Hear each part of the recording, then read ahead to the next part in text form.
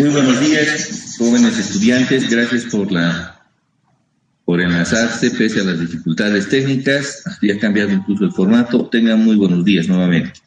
Bien, estamos en el avance de nuestra asignatura. Tenemos material para la misma. Nos vamos a dar, sin embargo, un compás de espera para que sus demás compañeros también puedan ingresar a esta aula virtual. Tenemos que decir que estamos ya en el avance del tema 3, que lo hemos cerrado con el constitucionalismo social, y que ahora vamos a comenzar a avanzar el tema número 4, un tema que tiene que ver con el constitucionalismo boliviano y que también vamos a ver con bastante detalle nuestro concepto de derecho constitucional propiamente boliviano, por lo menos en la parte de desarrollo histórico, que nos va a permitir además contrastar, evidenciar que sí ha existido una fuerte influencia, en realidad una transcripción de lo que establece el constitucionalismo liberal clásico, pero también de lo que establece el constitucionalismo social.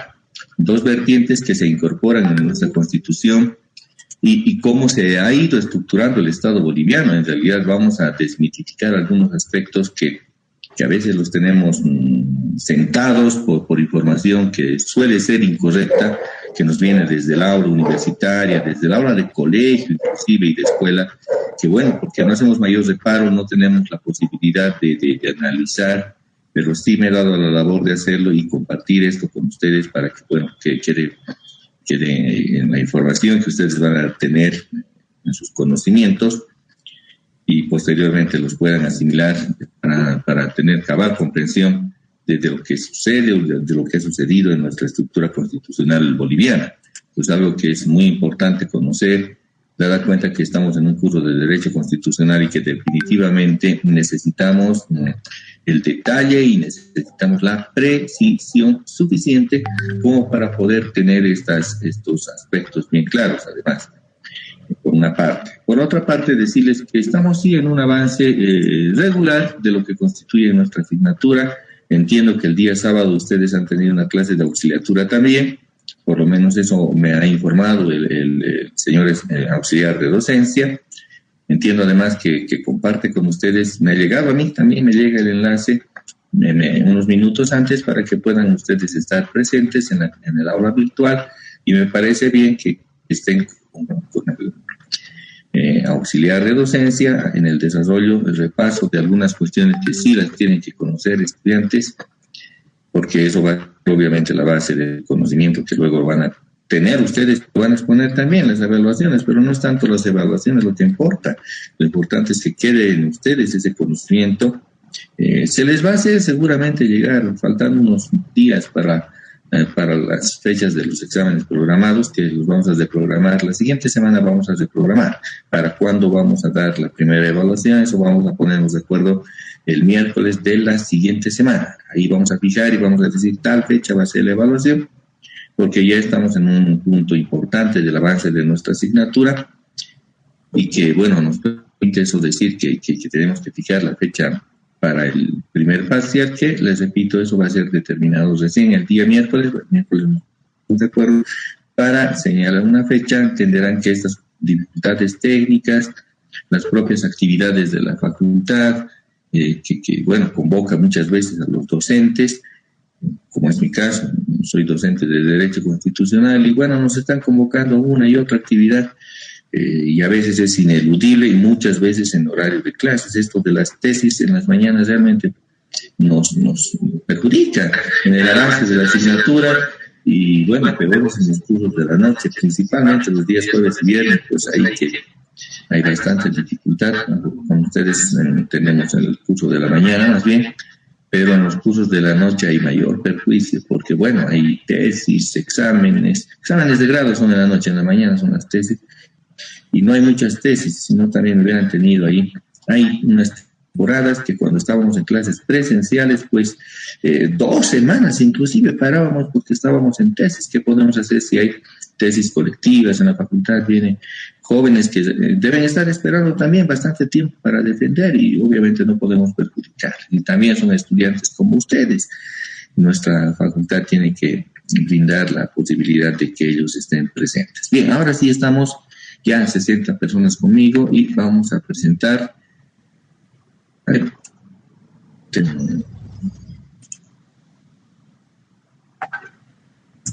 Material.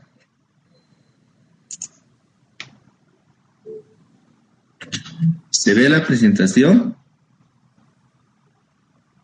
Sí, doctor, se ve. Gracias. Cuando no me contestan, tengo la sensación extraña de que estoy hablando sin retorno. Pues bien, ¿qué tenemos? Tenemos el desarrollo histórico del constitucionalismo boliviano. Ya hemos visto las fuentes clásicas, las fuentes francesas, y ahora vamos a ver el constitucionalismo boliviano, tema número 4. Ya estamos en el tema número 4, ¿qué les parece? Claro que nuestros temas son relativamente larguitos, pero no son charlatanería, son avances de documentación que se ha ido investigando. ¿Qué tenemos? ¿Cómo se estructura lo que hoy es Bolivia? Para comenzar, tenemos que ver que hubo un quiebre en la etapa colonial, quiebre en la colonia. El poder constituyente originario, que es un punto central en cualquier estado y en cualquier constitución. Ustedes bien conocen, o no lo conocen, les digo, que existen dos formas de poder que estructura una constitución. El poder constituyente originario y el poder constituyente derivado. Se parecen, pero no son lo mismo. El poder constituyente originario es la manifestación de la representación, es el pueblo que tras una convulsión toma la decisión de establecer un nuevo orden político. Así que el poder constituyente originario es un hecho fáctico, es algo en la realidad, ahí no hay normativa que valga en el poder constituyente originario, es un hecho fáctico por el que una sociedad destruye un orden político existente hasta ese momento y genera un nuevo orden político y jurídico. Quiero decir que un orden político queda sin efecto, con todo, con su nombre, con sus símbolos, con su estructura administrativa, con todo.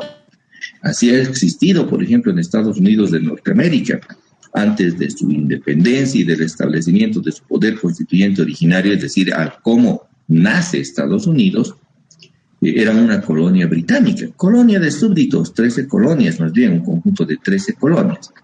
Ni siquiera había asomo de que se pueda llamar un Estado independiente, y menos el concepto federal, no se tenía idea de aquello. O en el caso boliviano, hasta el 6 de agosto de 1825, esta parte geográfica era una de la zona española. Tras el 6 de agosto de 1825, pero antes iniciado durante la etapa de guerras de guerrillas, que es el hecho fáctico, deriva de que el 6 de agosto de 1825 se deponga el orden de la colonia y emerja uno nuevo. ¿Qué es lo que surge? Una república independiente, de la cual nosotros somos parte. Somos parte de la República Independiente del Alto Perú, luego convertida en República Bolívar y luego convertida en República Boliviana de Bolivia. Ese es el orden incluso del nombre. Más la colonia dejó de existir al momento en que emerge la República. Además, es importante en este momento señalar que la colonia es un opuesto, es el polo opuesto, llamémosle así, de la república. República y colonia, porque monarquía y república son opuestos, entonces también son opuestos la colonia española y la república boliviana. Y ahí a cualquier confusión que pueda existir en alguna terminología que emplean, pues a veces de manera discrecional y no meditada, cuando dicen el viejo Estado colonial republicano, que han debido escuchar ustedes. Caramba, uno dice, y a veces se la cree tanto que repite que parece verdad, pero eso no es cierto, no pueden ser lo mismo. Es tanto así como si pretendieran mezclar manzanas con naranjas, y no puede haber la manzana naranja. Habrán unas que son las manzanas y otras habrán que son las naranjas, dos diferentes objetos además. Y lo mismo ocurre con las formas de Estado. Una es la colonia española, que existió además en estas tierras desde la llegada de los españoles en 1534 aproximadamente, y que hubo antes otro orden. ¿Hubo un orden político? Claro que sí. hubo el orden político del Incario, por ejemplo. Y antes de los incas, ¿qué hubo? Seguramente otro orden político, otro estado, el estado aymara. Y antes de los aymaras, ¿qué hubo? El estado del Tiwanaku.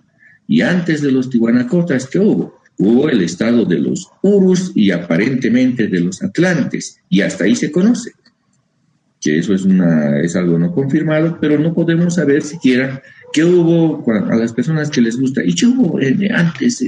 No sé, probablemente ha debido haber un grupo de homínidos semi-humanos, semi-simios, que transcurrían en estas tierras y como el conjunto de la humanidad iba en desarrollo. Probablemente eso haya ocurrido, pero notarán que cada uno de esos estados, el estado Uru, el estado Aymara, el estado Inca, el estado de la colonia, son depuestos por el quiebre de cada uno de ellos. Y en el caso del nacimiento de Bolivia, de la República de Bolivia, el poder constituyente originario es el quiebre del orden de la colonia. Hasta ahí deja de existir la colonia, por tanto es impropio en la actualidad referirse al régimen colonial, que la colonia quiere ser instaurada, que tenemos que ser anticoloniales, porque la colonia dejó de existir en agosto de 1825. Solamente es la fraseología que se la repite por algunos políticos que tienen interés en que Bolivia se enfrente entre los antes de la colonia y después de la colonia, pero se olvida que Bolivia pues no es la colonia. La República Boliviana es más bien la antítesis de la colonia, es lo contrario a la colonia, la república. El poder constituyente originario es además desmedido, no tiene límites o normativa que le hagan freno. ¿Por qué? Porque es un hecho fáctico, es una parte de la realidad política. Determina la existencia de un nuevo Estado al que definen su forma de gobierno. Ciertamente quiebra el orden político anterior, pero como no puede haber vacío de poder, surge uno nuevo. En los hechos surge uno nuevo. Le otorga su estructura y organización, además de establecer derechos y garantías para las personas. Obviamente, al dejar de existir un orden político anterior, en el que existía un orden administrativo, nótese que en la colonia, en los últimos momentos de la colonia, Bolivia era dependiente de las provincias, del virreinato de las Provincias Unidas del Río de la Plata. Básicamente era dependiente del virreinato de Buenos Aires. Sí, para quienes dicen estábamos en el Perú, no, ya no. Desde 1776, por determinación administrativa de la colonia, las tierras del Alto Perú, lo que hoy es Bolivia, pasaron a depender del virreinato de Buenos Aires. Ya no dependían más del virreinato de Lima. ¿Y por qué? Porque antiguamente sí se dependía del virreinato de Lima y bueno, la carga de la plata y la administración de la plata generada en Potosí y otras minas del Alto Perú se transportaban vía marítima hasta llegar al estrecho, más bien a la angostura, le llamaban así, lo que hoy conocemos como el Canal de Panamá, pero no había canal, era la angostura. Entonces se llegaba a la costa pacífica de la angostura y al lomo de bestia se cruzaba son buenos kilómetros que tienen que cruzar, 40 kilómetros en el lugar más estrecho, tienen que cruzar al lomo de bestia, esta tierra, no es poquitito, y hasta llegar a la otra costa atlántica, y de ahí se embarcaban para llevar las riquezas hacia Europa. Estábamos hablando ya del Mar Caribe. En cambio, entendieron los españoles que eso era un muy mal negocio porque se sometían a la posibilidad de que los piratas les ataquen, piratas británicos, holandeses y franceses, y así que abrieron otra ruta, que iba directamente de Potosí hasta llegar a Buenos Aires. Y ahí que el nombre mismo de las Provincias Unidas del Río de la Plata es Argentina.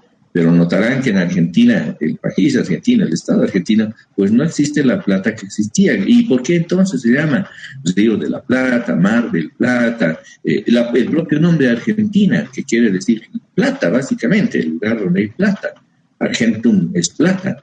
Pues era la plata que se transportaba desde el Cerro Rico de Potosí y se la llevaba en dirección, la ruta sud-sudeste más bien, hasta llegar a la costa atlántica a través de Buenos Aires.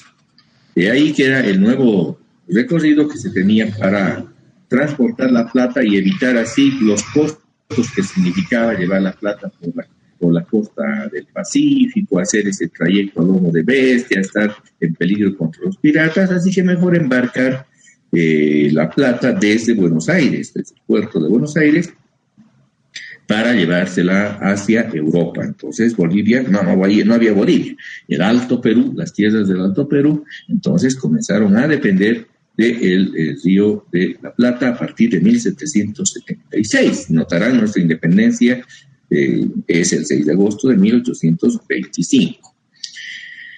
Como es un quiebre al orden establecido, al generar un nuevo Estado, este tendrá un nuevo nombre, inclusive una nueva organización, nuevas fronteras respecto a una nueva realidad política, porque el poder constituyente originario quiebra el orden anterior e incluso en el nombre.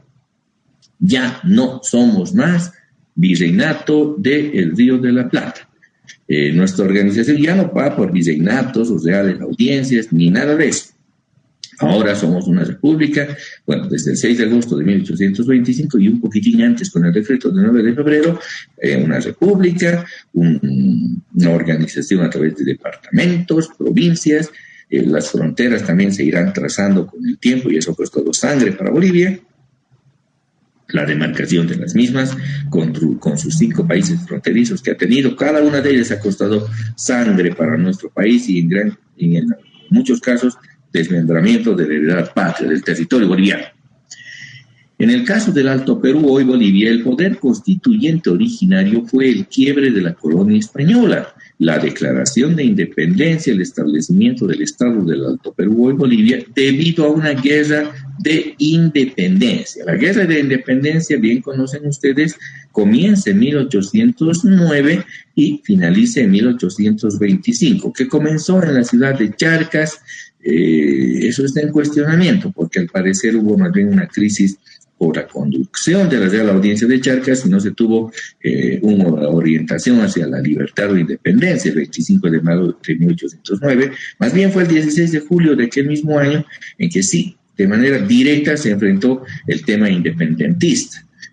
Entonces, pero en lo que no se duda es que el año 1809 sí comenzó la gesta independentista, comenzaron a armarse las guerrillas, y esto se debe a un hecho militar español. Además, perdió España el control de la navegación de los mares porque fue hundida su flota marítima fue hundida en la batalla de Trafalgar en 1805, con la Armada Británica. La Marina de Guerra Británica hundió a lo más importante de la Armada Española y, bueno, perdió el control de la navegación de sus colonias, y al no haber ese cordón umbilical entre la metrópoli española y sus colonias, pues se fue desvaneciendo y ahí comenzaron a surgir estos gritos de independencia, que somos el primer rito, siempre nos gusta decir, el primer rito de independencia en el mundo, en América. Eso es cuestionable. Hubo en Quito, en Guatemala y en Puno, inclusive, más bien en Cusco, y hasta en Arequipa, ya posturas independentistas, incluso antes de 1809. Pero acá a nosotros nos gusta autoproclamarnos, autocomplacernos, en el sentido de que somos los primeros, los únicos, los mejores. Pero hay sus cuestionamientos. De eso no nos interesa mucho. Lo que nos interesa es que el hecho revolucionario comenzó en 1809 y que hubieron guerras, fuerte convulsión, guerra de guerrillas, que han estructurado el quiebre de la colonia y han establecido un poder constituyente originario para lo que hoy es la República de Bolivia existente. Las colonias de España en América quedaron debilitadas en lo político al haberse establecido también en Estados Unidos de Norteamérica. Estados Unidos de Norteamérica se estableció en 1776, el 4 de julio, y este fue un nuevo foco de poder en el continente. Entonces ese poder quería irradiar su poder y efectuar las transacciones necesarias y el suministro de materias primas. Es así, todo poder busca exactamente lo mismo. Y si nosotros tuviéramos el poder que tiene o ha tenido Estados Unidos, sin lugar a dudas nosotros también estuviéramos buscando ser los dominadores del mundo, porque eso nos significaría elevar nuestro ingreso y permitir un mayor nivel de vida. En 1805, habíamos dicho, se produjo el hundimiento de la Armada Española en la batalla de Trafalgar, dando la victoria a Inglaterra, y cuya flota estaba nada menos comandada por el almirante Nelson. Si alguien de ustedes se llama Nelson, en realidad Nelson es un apellido. Es un apellido del comandante de la Armada Británica, quien se encargó de hundir a toda la Armada, lo más importante de la Armada Española. ¿Pero qué significa eso en Trafalgar? Significa que España se quedó sin tener la posibilidad de llevarse las mercancías, básicamente el oro y la plata, como lo hizo en sus épocas de esplendor durante la colonia. Entonces esta posibilidad quedó pues trunca, quedó cortada. Es tanto así como para el momento de hoy ya no hay esos galeones, ya no hay esos barcos, pero si no hubiera un solo vuelo hacia Europa, ¿qué les parece? Y quien además controlaba los mares era la Armada Británica, que Gran Bretaña ya estaba pues muy grande, ya se había anexado a gran parte, había sometido a la India, semejante país lo sometió, a Sudáfrica, a varios dominios que tuvo en el mundo. Entonces Inglaterra se encargó de debilitar a su enemigo político de ese momento, España. España perdió contacto directo con sus colonias y desde ese momento comenzaron los movimientos independentistas. Además que hubo un hecho político interno en España. Hubo la invasión francesa. Napoleón, que estaba en sus cruzadas, invadió también a España, mandó a su hermano José Bonaparte, Pepe Botellas le decían porque era bebedor, era lixómano, era alcohólico, y era un gobernante que lo puso, un gobernante títere que lo puso para España, Napoleón. Entonces ya se notaba una total debilidad de la colonia española. ¿Qué podían pensar si era ya un sometimiento primero de España y luego de Inglaterra? He ahí que Inglaterra fue quien incentivó y financió las primeras campañas de Simón Bolívar, hay que decirlo con claridad.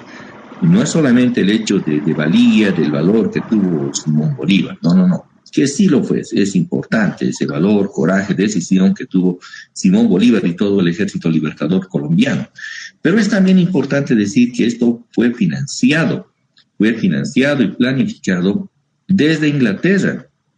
Y para tener una conexión con Sudamérica, tuvieron además que someterse o tener un enlazamiento con un personaje histórico, Francisco de Miranda se llamaba, un personaje que había estado presente en la independencia norteamericana, en la Revolución Francesa. Él era venezolano, pero bueno, no era venezolano, era español de las colonias en Venezuela y había participado, en un hombre independentista, liberal al extremo. Es el único latinoamericano cuyo nombre figura en la independencia norteamericana, pero también en la Revolución Francesa. Pero este personaje, ya entrado en años, vio la necesidad de establecer la independencia en América. Esa era su obsesión. Pero él ya tenía sus buenos años, no era un anciano, pero ya tenía sus buenos años y necesitaba formar cuadros nuevos. Es decir, necesitaba formar quienes le van a colaborar en esa su idea de independencia de América. Y no es solamente por la independencia, por la idea que él tenga. El orden político no se lo hace por ideologías. Eso es importante saber, porque a veces nuestra candidez, nuestra inocencia nos hace pensar, quiere un cambio. ¿Y de qué ideología es? Bueno, las ideologías son un discurso, nada más. Entonces, sí, yo soy el mejorcito y quiero esto, pero nunca se va a cumplir. Por tanto, la ideología solo es un discurso.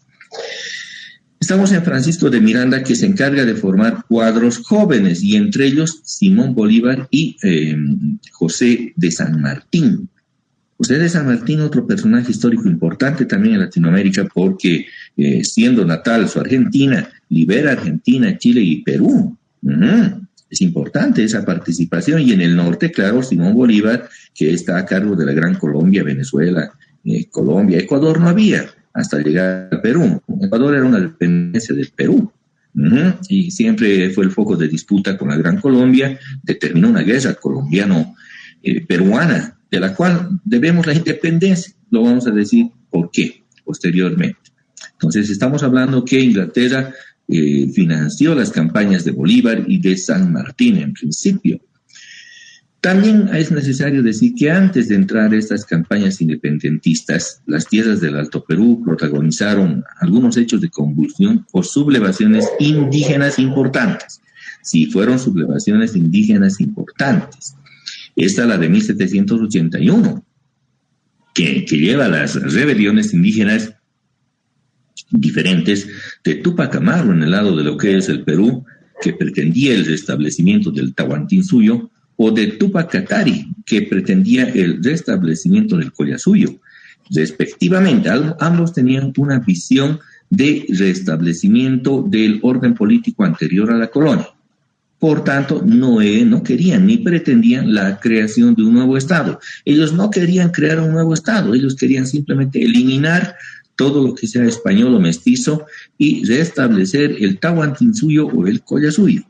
Hace algunos meses, en agosto del pasado año, ya va a ser un año, miren, tan rápido, se escuchaba exactamente lo mismo por parte de Felipe Quispe Mailcu, el padre fallecido, el padre del gobernador.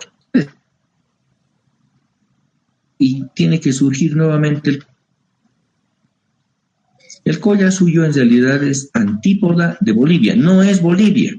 El Collasuyo es una realidad política que se pretendía restaurar con las rebeliones indígenas de Túpac Katari, en ese caso, en la versión incásica, la rebelión de Túpac Amaru. Ambas fracasaron, se lo capturó a Julián Apaza, denominado también Túpac Katari, en La Paz, en Chinchaya, acá de Pampajase, ahí abajo Chinchaya, se lo capturó, se lo llevó hasta Peñas, se lo juzgó y ustedes bien conocen la muerte de Túpac Katari, se lo desmembró con 4 caballos.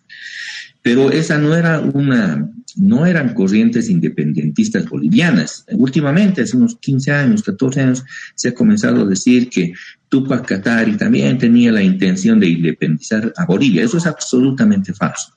La visión de Túpac Katari fue la de crear o restituir un estado indígena del Collasuyo. Algo que algunas posturas indigenistas aún mantienen. Dicen, no, nosotros somos indigenistas, no somos bolivianos. La última fue la de Mailcu, la que les dije, de Felipe Quispe. Pero hay esas posturas también. Básicamente es el indigenismo separatista el que quiere dividir a Bolivia en la zona del altiplano y crear un estado indigenista. Que al otro lado, en la zona oriental de Bolivia, también hay una visión separatista de nación campo. Al final de cuentas, Bolivia es una nación mestiza y su origen se debe a la guerra independentista. Teníamos que hacer la aclaración porque muchas veces se pretende confundir, ¿no? Desde 1776 el Alto Perú dejó de ser el Virreinato de Lima y pasó a la administración del Virreinato del Río de la Plata. Como le habían mencionado, la administración del Río de la Plata de Buenos Aires, por las razones de llevarse las riquezas y que era muy costoso llevarse todavía por Lima, por el Callao. En realidad demarcaban las mercancías desde Arica, que es el puerto más próximo. Y en el antiguo escudo, hasta hace no mucho, hace unos 30 años, el escudo de Arica aún tenía el efigie del Cerro Rico de Potosí. Porque claro, la plata de Potosí se la llevaba por Arica. Arica es el puerto más próximo de lo que hoy es Bolivia. El 25 de mayo de 1809 se protagonizaron hechos en Charcas y en la controversia del manejo de la Real Audiencia entre dos grupos españoles. Dos grupos españoles que estaban peleando por el control de la Real Audiencia de Charcas, carlistas y los fernandistas. ¡Viva Carlos IV! ¡No! ¡Viva Fernando VII! ¡Pum, pum! Se agarraron. Depusieron al presidente de la Real Audiencia de Charcas, Ramón García de León y Pizarro. Depusieron a él, pero notarán que la pelea no es por la independencia, es apenas por el control de la Real Audiencia de Charcas, que era un órgano administrativo. Así le vamos a llamar más o menos como hoy conocemos una gobernación, más o menos así podemos equiparar, con labores además judiciales. Todo se mezclaba en la Real Audiencia de Charcas y bueno, la pelea fue ¿quién controla la Real Audiencia? Y entre carlistas y fernandistas se dieron duro y no se escuchó, por lo menos en los registros históricos no se menciona la palabra libertad o la palabra independencia. Pero es ahí que se atribuye a este hecho, al hecho de 25 de mayo de 1809 en Charcas, el primer grito de independencia, pero repito que en sus documentos no se esboza aquello. Lo que sí fue claro que un tiempo después, 2 meses después, el 16 de julio de 1809, se proclamó la independencia. Ahí sí hubo grito de independencia, pero fue conformando una junta tuitiva y representativa de los derechos del pueblo. La Paz. Y sus protagonistas fueron Pedro Domingo Murillo, Gregorio García Lanza y otros que formaron esta junta tuitiva y representativa. Muchos de ellos fueron procesados, ejecutados en enero de 1810, otros tuvieron cárcel, otros tuvieron latigazos, en fin, varias formas del orden colonial, porque el orden colonial repuso su dominio, mandó paz desde Puno, desde Lima, para poner orden, y bueno, se metió a la revolución, pero fue sí evidentemente independentista. Lo que sin embargo también hay que decir, así como decimos la verdad en cuanto a que no se dijo la palabra independencia o libertad el 25 de mayo de 1809 en Charcas, no se dijo, también en La Paz hay otra cuestión que no es cierta. Esa proclama de la Junta Tuitiva y Representativa, que la tienen ustedes, la pueden leer en cualquier libro, pero está en la Plaza Murillo, ustedes van a ver, hasta aquí hemos soportado una especie de destierro, esa también es falsa. Eso tampoco existió. No es uno de los documentos históricos, y hay que decirlo, yo soy paceño y lo digo, no tengo ningún reparo porque a mí no me guía el chauvinismo inútil de decir yo soy paceño y defiendo lo paceño únicamente, aunque sea mentira. Si es mentira, pues vamos a decir la verdad. Ese documento no es cierto. Entonces, 2 hechos que no son ciertos, que se haya gritado libertad o independencia en Sucre, bueno, Charcas, y que se haya establecido el acta de la proclama de la Junta. Eso es también falso. Pero hay que decirlo porque es importante aclarar la historia para uno y para el otro lado. Nosotros como investigadores nos tiene que guiar la objetividad académica en la investigación. Sin embargo, un año después de los hechos de mayo de 1809, esta vez en mayo de 1810, en Buenos Aires, miren que todavía era dependencia, el Alto Perú era dependencia del Cabildo de Buenos Aires, se suscitó un cabildo, 25 de mayo de 1810, en el que como ya estaba muy débil el poder de la corona española, se determinó conformar una junta revolucionaria de las provincias del Río de la Plata, así se llamaba. Una revolución en conmemoración a los hechos de Charcas, pues ahora en Buenos Aires una revolución, proclamando su lealtad aún a Fernando VII. Esa crisis que tenía entre fernandistas y carlistas iba en aumento en toda América. Bueno, ¿qué hicieron? Designaron al virrey Santiago de Liniers. La junta estuvo presidida además por un potosino, el potosino Cornelio Saavedra, presidente de la Junta Revolucionaria. Podemos afirmar que el primer presidente de Argentina, de la Junta Revolucionaria de Buenos Aires, fue un boliviano. Estamos ante la presencia del potosino Cornelio Saavedra. A ver, jóvenes estudiantes, ¿qué decimos? Porque hace poquito me llegó eso, ¿no? El primer presidente de Argentina fue el boliviano Cornelio Saavedra, el potosino Cornelio Saavedra. ¿Es cierto que el primer presidente de Argentina haya sido un boliviano? Pregunto a ustedes, con el dato de que Cornelio Saavedra sí era de Potosí. A ver, escucho sus posturas, su participación, estimados jóvenes. Doctor, buenos días. En teoría sería un alto peruano.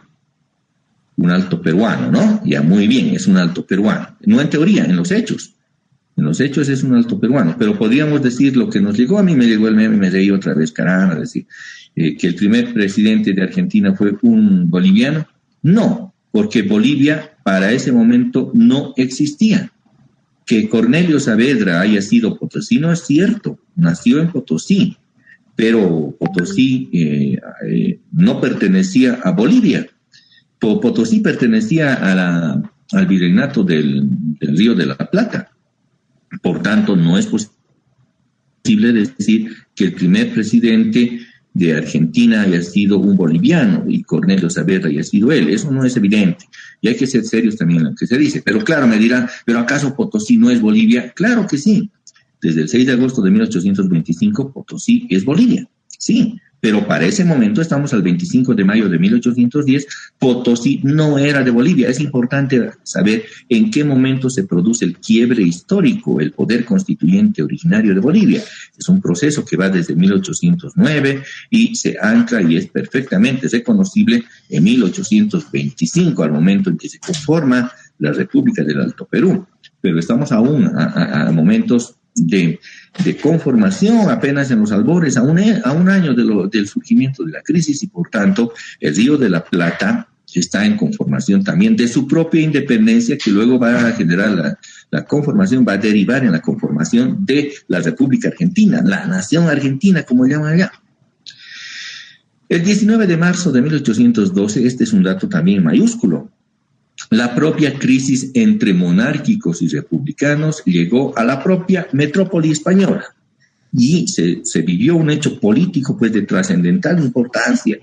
El 19 de marzo de 1812 se proclamó una república, dejó de ser una monarquía. Mira la pugna que existía en la propia colonia, en la propia metrópoli. Claro, ya habían sido derrotados en Trafalgar y esas crisis internas. Es como cuando viene la crisis en un orden establecido, en un partido político, cuando hay estas suertes de divisiones, entre ellos mismos comienzan a pelear. Y entonces unos optan por el bando republicano, República Democrática, y otros buscan por el bando monárquico absolutista. Es así que en 1812 se aprueba la Constitución de Cádiz, una constitución de orden republicano liberal, que es resistida por los grupos monárquicos, una crisis interna que facilita la labor de independencia. La independencia de las Provincias Unidas del Río de la Plata se produjo en el Congreso de Tucumán. Tucumán, se van a acordar que las tucumanas, cuando comemos las tucumanas, son argentinas, y las salteñas también, pero bueno, nosotros las consumimos con mayor profusión. Para algunos que digan, soy más boliviano y más paseño que la salteña, su nombre lo indica, ¿no? La salteña es de Salta, la tucumana es de Tucumán, pero estamos en el Congreso de Tucumán del 9 de julio de 1816. Por eso Argentina proclama o celebra como su fecha independentista el 9 de julio, porque en 1816 se aprobó esta independencia y es el acta de independencia que se redactó en dos lenguas, en castellano, que es la lengua de los argentinos, la original de la nación argentina, pero también se la redactó en quechua le decimos, ¿no? En quichua le dicen al otro lado, alto. Pero ¿acaso el hermano Evo no ha dicho que la primera constitución del mundo que tiene lengua indígena es la de 2009, donde surge un Estado plurinacional? ¡Ah, no! En 1816 ya se redactó un primer documento independentista, tanto en castellano como en quechua. ¿Qué les parece? Es importante, y los propios argentinos eso lo reconocen. El Congreso de Tucumán, que es el 9 de julio de 1816, se proclamó su independencia redactando la misma en castellano y quechua. Además que su primera constitución fue aprobada en 1819. Ellos ya tuvieron una constitución para 1819. Estamos todavía en 1816, 1819, Tucumán, Argentina, y Bolivia aún no es de independiente. Pero ¿qué es lo que sucedió? Queridos amigos, este dato es muy importante, no se lo dicen los libros. Ocurrió que éramos parte de la Argentina. ¿Cómo probamos aquello? Bien. El acta de independencia de las Provincias Unidas del Río de la Plata fue firmada, entre otros, por los representantes del Alto Perú. Nótese que desde 1776 éramos dependencia de Buenos Aires. Por tanto, al proclamarse la independencia, concurrieron también a la deliberación de la independencia, de la revolución de la independencia, los representantes del Alto Perú. Fíjense quiénes. Por Charcas, José Mariano Serrano, que era el secretario del Congreso de Tucumán. Secretario, sí, había presidente, vicepresidente, secretario. Entonces, el tercer hombre de la independencia argentina fue un chuquisaqueño, sí, no boliviano aún, porque no era Bolivia, fue un chuquisaqueño. Por Charcas, José Mariano Serrano. Mariano Sánchez de Loria, José Savero Malavia. Por Misque, Cochabamba también concurrió, sí. Pedro Ignacio Rivera, por Chichas, José Andrés Pacheco, Chichas, lo que es Tupiza, Cotagaita, estuvieron presentes. Villazón, como dicen nuestros amigos, tú eres potosinas, no, yo soy de Villazón, te dicen, estuvieron también presentes y fueron pues del Alto Perú, y también estuvieron por la firma de Cochabamba, directamente por la ciudad de Cochabamba, Pedro Buenaventura, y por Chichas que habíamos manifestado, estuvieron también presentes don José Fernández Campero. Ojo, todos ellos diputados electos para participar en el Congreso de Tucumán, representando a las provincias del Alto Perú. Éramos una provincia dependientes de la conformación de lo que fue las Provincias Unidas del Río de la Plata. Si hubiéramos sido, o nos hubiéramos quedado en ese momento, o se hubieran quedado en el orden político, seguramente hubiéramos dicho, le dimos, pasamos a cuartos de final. En este momento hubiéramos estado diciendo, se fue Dios, se fue el 10, pero llega Messi. Bueno, típico argentino. Es que en principio, y eso se nos oculta, estuvimos, el Alto Perú estuvo como activo miembro, representante, partícipe de la Argentina. Pero ¿por qué no nos quedamos? Y eso vamos a decir luego, ¿por qué no nos quedamos allá? En cuanto a la Constitución, estamos hablando de la Constitución de 1819, de las provincias del Río de la Plata, de 1819. También participaron representantes del Alto Perú, ¿sí? Nuevamente, José Mariano Serrano ya había ascendido, ya era el segundo hombre de la independencia argentina, en este caso de la Constitución argentina, José Mariano Serrano. Luego el que conduce la Asamblea Deliberante de Bolivia es este José Mariano Serrano. Se convirtió en vicepresidente del Congreso de Tucumán, que aprobó la Constitución argentina. ¿Qué les parece? Uno al segundo al mando, sí. ¿Por qué nos ocultan esto? Jaime Sudáñez, importante prócer chuquisaqueño, que está asentado en el orden chuquisaqueño. El monumento que ustedes dan a la plaza 25 de mayo, ahí se lo ve al Mariscal Sucre, y a los costados están los hermanos Sudáñez. Están los hermanos Sudáñez, sí, y concurrieron al Congreso de Tucumán para aprobar la Constitución argentina. Sí, Jaime Sudáñez estuvo allá. También Severo Malavía por Misque, Pedro Ignacio Rivera, por Chichas José Andrés Pacheco de Melo, y por Cochabamba Pedro Buenaventura Carrasco. ¿Estuvieron presentes? Sí, ahí la provincia de Carrasco, queridos amigos, en Cochabamba. Entonces fuimos parte. Nótense quién no está presente. ¿Quién no está presente? Es la parte occidental, La Paz. Nótese que aunque La Paz era aún dependencia formal de las provincias del Río de la Plata, pero su actividad estuvo más vinculada con Lima.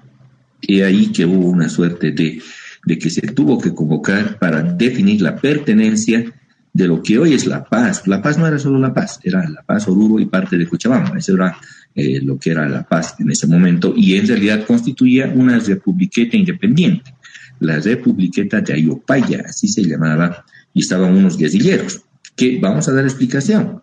Como notarán, todo es esto novedad y producto de las investigaciones que hago para desempolvar la historia, no reinterpretarla, sino dar a la verdad, porque tengo que dar a la verdad, jóvenes estudiantes, por qué surgió nuestra Bolivia. Nuestra Bolivia no surgió por el ánima de nuestros héroes que derramaron su sangre por ella. Sí la derramaron, pero lo que pasó es que un grupo se encaramó de la independencia del Alto Perú y condujo a último momento, pese a que otros habían derramado su sangre, habían perdido familiares. Ellos mismos en muchos casos han muerto, perdieron su patrimonio, y unos acomodadizos monárquicos convertidos en independentistas a último momento son los que han dado nacimiento a lo que es nuestra patria, como vamos a ver en lo que estamos mencionando. Pero también en el periodo 1809-1825 se libró, como habíamos dicho, en el territorio del Alto Perú, la guerra de guerrillas. ¿Quiénes fueron los que pelearon por la independencia verdadera? José Miguel García Lanza, por ejemplo, en el lado de La Paz, en Cochabamba, Esteban Arce, los esposos Asensio Padilla y Juana Zurduy de Padilla en Charcas, Ignacio Warnes en Santa Cruz, Eustaquio El Moto Méndez en Tarija. Todos ellos combatieron contra el ejército de España, combatieron al ejército de España. En muchos casos pagaron con su vida el participar en la revolución. Estos fueron los revolucionarios. De ellos, ¿cuántos firmaron el acta de independencia? Un hito. Y les restó puros falsos independentistas. Es como ahora, ¿no? Los falsos indigenistas. Me ha gustado mucho el mensaje que ha llegado en Aymara. En Aymara se dice, cuando se habla de la lengua, no se dice, la cultura es Aymara y la lengua es el Aymara. Entonces, en Aymara, ayer un representante de la misión consular estadounidense habló en una Aymara muy, muy interesante y le dio un mensaje por este año nuevo andino masónico Aymara, que ayer tuvo un feriado. Y sorprende porque en muchos casos, como el expresidente Linera, pues ni una palabra, y son los falsos indigenistas. Y así como hoy existen falsos indigenistas como Linera y otros en la actualidad, también en su momento existieron falsos independentistas. Esos son los Casimiros, los Lañetas, los Serranos, los Usín. Pero los verdaderos que han luchado por la independencia los han excluido, queridos amigos. De hecho, doña Juana Zurduy de Padilla, que ha dado a su esposo, sus hijos, su sangre, su patrimonio, todo por la independencia, murió en la indigencia, en la total pobreza y abandono en Charcas, donde llevan su nombre. Sí, vendía buñuelos la anciana ya Juana Zurduy de Padilla, ya se había desprovisto de su espada, de lo que le llevó a consagrarse. Ya no percibía, no tenía ninguna renta, se le olvidó, no se le hizo ningún homenaje, se le dejó morir y hasta ahora no se conoce siquiera cómo fue ella. Lo que tenemos en pinturas, en gráficos, simplemente es una representación que a alguien se le ocurrió decir, tal vez fue así la señora, porque en la verdad no se la conoce y menos se conoce dónde están depositados sus restos, porque para los indigentes no habían tumbas, no había lugar donde se vaya a marcar. Fíjense, Eustaquio Mocuto Méndez el abandonado. ¿Quién se acordará de quién será ese José Miguel García Lanza? Ojo, que él fue el que comandó la rebelión en lo que es La Paz, luchó militarmente y perdió antes a sus dos hermanos. Primero, perdió a García Lanza junto con Pedro Domingo Murillo, uno de sus hermanos fue ejecutado. Manuel Victorio García Lanza, el segundo hermano, que sería del hermano mayor, pero el segundo en morir, murió también en un combate, en el combate de Coroico contra las fuerzas españolas. Y el tercer hermano, el mozalbete, el más mozuelo, el más jovencito, José Miguel García, sobrevivió a sus hermanos, pero también estuvo en la causa independentista de la guerrilla. Y ojo, importante comprender que la visión que tenían los García Lanza no era altiplánica. No, para ellos La Paz era una zona tropical. Y de hecho, sí, La Paz apenas el 30% es altiplánico. José Miguel García Lanza identificó claramente y los guerrilleros de la independencia, sus guerrilleros, cuya bandera era el rojo y verde, y de ahí la bandera del Departamento de La Paz. Estos proclamaron que La Paz era un departamento no íntegramente, pero predominantemente con vocación hacia los yungas, hacia los valles. Y su zona de operación de estos señores eran los yungas, Inquisiri, y por eso es la conexión de la carretera que se quiere hacer. Justamente hoy se llama la carretera de los hermanos guerrilleros Lanza, que va a unir La Paz con Cochabamba por río abajo. Porque además todo ese trayecto hasta los yungas lo trajinaban pues los García Lanza y sus guerrilleros. Fueron ellos los verdaderos que condujeron la revuelta. Segundo al mando de José Miguel García Lanza, más de los valles, Ramón Loaiza tenía predominio en lo que hoy es la provincia de Loaiza. ¿Saben, no? ¿Dónde es la provincia de Loaiza? Zapaqui, Luribay, todo ese sector. Oye, La Paz tenía una vocación más bayuna y tropical, sí, para la sorpresa de muchos que piensan que La Paz es un departamento altiplánico, con duchito, con ponchito. La visión era una vocación, porque además la Republiqueta de Ayopaya unificaba la participación de Cochabamba y Oruro era parte de lo que es la dependencia, es una zona altiplánicamente de lo que eran las republiquetas guerrilleras. Cuando el mariscal Sucre llegó con su ejército libertador a estas tierras, fue recibido por José Miguel García Lanza. Sí, fue recibido. Porque el ejército libertador no libró ninguna batalla de independencia en el Alto Perú. todo ya había sido hecho por los García Lanza. Pero claro, los guerrilleros de la independencia fueron excluidos de la misma, de la lucha por la independencia independentista. Gregorio García Lanza, estaba olvidando el nombre del primer hermano en morir, que era el segundo en realidad de los tres hermanos García Lanza, junto a Pedro Domingo Murillo, los dos que fueron colgados en la Plaza Murillo, y ahí está todavía una rememoración de lo que fue la horca. Ahí fueron ahorcados Pedro Domingo Murillo y Gregorio García Lanza.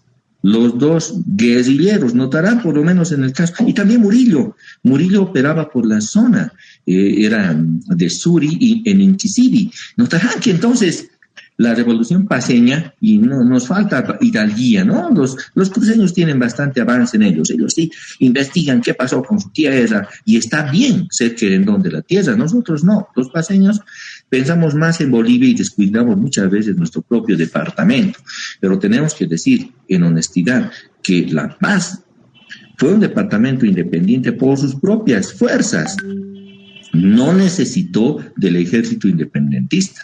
Pero es algo que nos olvidamos muchas veces, y también nos olvidamos que La Paz no tiene una vocación enteramente altitánica, sino ante todo tropical amazónica. Hasta ahora, el 70% del departamento es tropical amazónico, porque desde los Yungas, desde Caranavi, desde Alto Beni, hasta llegar hasta el límite con Pando, somos un departamento amazónico. Si ustedes estructuran o ven la Constitución, podemos identificar cómo es la Amazonía. ¿Alguien tiene Constitución en mano? Busque la Amazonía, por favor.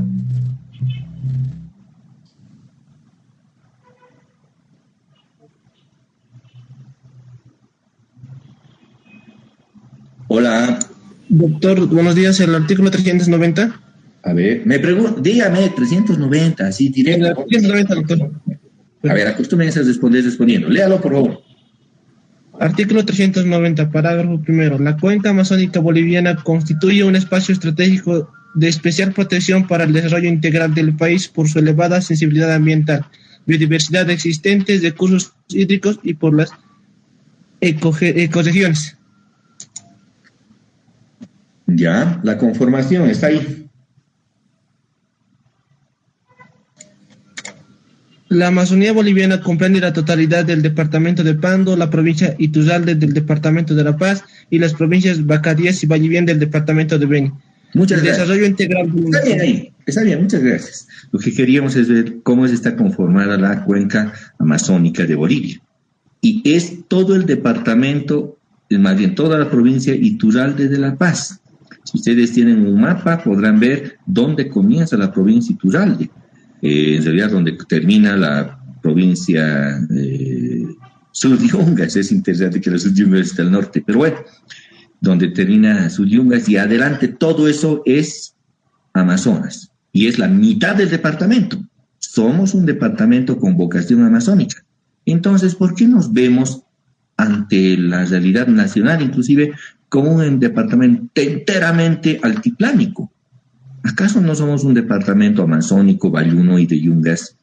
Aunque no descuidamos nuestro altiplano, que lo queremos también, pero no puede haber ese discurso predominante, aimarocentrista, que nos obliga a pensar, pero que en la realidad, si vemos en el mapa de La Paz como departamento, pues no es un departamento altiplánico, había sido un departamento básicamente bayuno y tropical, tal como habían identificado ya en la etapa de la Guerra de Guerrillas los García Lanza.